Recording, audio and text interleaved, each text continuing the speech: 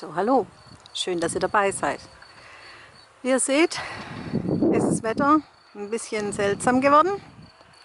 Und weil mein Mann Angst hat, die Wettervorhersagen sind Unwetter, ja, also Unwettervorhersagen, weil mein Mann Angst hat, dass dann hier bei uns die Triebe wieder rauszieht aus der Drahtanlage, vor allem die kleineren, die gerade so eingeschleift sind, die hier zum Beispiel, ne, sowas, dass das vom Wind rausgedrückt wird und dann umgeknickt wird und dass wir dann einen Schaden haben, habe ich mich entschlossen, jetzt, es ist ja gerade erst 2:30 nachmittags und er sitzt noch im Büro, schon mal rauszugehen und für ihn anzufangen zu arbeiten. Er hat nämlich gemeint, wenn er um 5 vom Büro kommt, dann fängt er an, hier diese Drähte zu schließen. Da gibt es Klemmerle und die machen wir zu. Wenn also alles eingeschleift ist, hier hinten da, den müssen wir noch einfangen.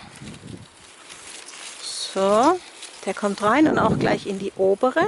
So, dann suchen wir jetzt nach dem Klemmerle. Hier oben ist schon eine Klammer, so eine. Die braucht man hier unten auch, ich finde sie aber nicht. Alles ein bisschen versteckt. Ja, nicht da.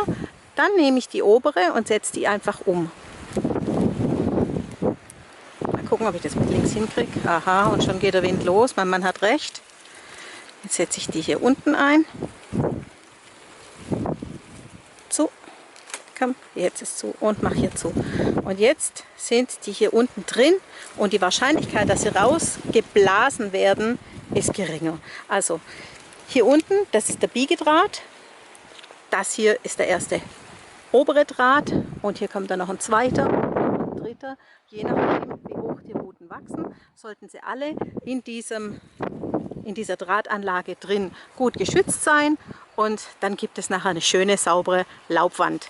Damit die Trauben, wenn sie später wachsen, jetzt ist ja gerade die Blüte rum, ja, sind schon hier die ersten ausgebildet, damit die dann gut versorgt werden von den Blättern. Denn dort findet ja der Stoffwechsel statt und die richtigen Stoffe werden gebildet, um dann in der Traube eingelagert zu werden. Ja, dann lege ich mal los. So, jetzt habe ich schon 2,5 Zeilen geschafft. Von 6,5. Ist ja eigentlich ganz gut gegangen.